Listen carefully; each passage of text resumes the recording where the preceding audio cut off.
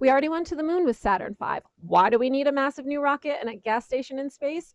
Wouldn't it just be easier to send a bunch of smaller rockets? Let's actually answer that. Saturn V was an absolute legend. It carried the Apollo missions to the moon and launched Skylab, America's first space station. But here's the thing, it last flew in 1973. We don't have one. We'd have to rebuild it from scratch, and the designers who designed it are largely gone. Saturn V isn't coming back. So what do we have now? We have a new generation of rockets and landers being built by NASA and private companies, and they're doing things Saturn V just never could. The real game changer isn't their size, it's reusability and orbital refueling. Saturn V was a one-time use machine. Every single moon mission required building a brand new rocket from the ground up. Today's vehicles are designed to fly again and again, which fundamentally changes the cost of getting to space. Now, about that gas station in space, because yes, it looks complicated. Yes, it is. The plan involves launching a propellant depot to low Earth orbit, followed by multiple tanker flights that dock and transfer fuel into it. That's roughly 10 tanker launches before the lunar lander has enough fuel to reach the moon's surface.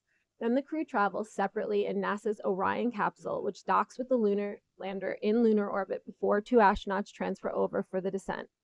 That's a lot of launches, but every tanker is reusable. You're paying for fuel and operations, not a brand new rocket every time. Now, here's where it gets really hard to wrap your head around. Each of Starship's human landing system, HLS, two airlocks has a volume of 13 cubic meters. That's double the entire internal volume of the Apollo lunar module. The airlock, just the airlock. The total Apollo lander gave astronauts about 6.7 cubic meters of space to live and work in. Starship HLS has a pressurized interior comparable to the main deck of a wide-body airplane.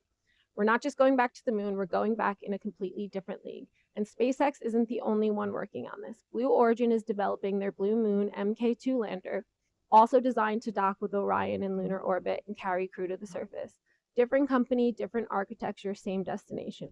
Drop a comment if you want me to do a whole video on Mk2, because that story is worth telling as well. Now, this is what makes right now so exciting. We're not just repeating Apollo, we're building the infrastructure to stay on the moon and to eventually get to Mars. Saturn V got us there first. A whole new generation of technology is being built to keep us there. Keep your eyes on the skies and find your space joy. Copy that? Good. See you in orbit.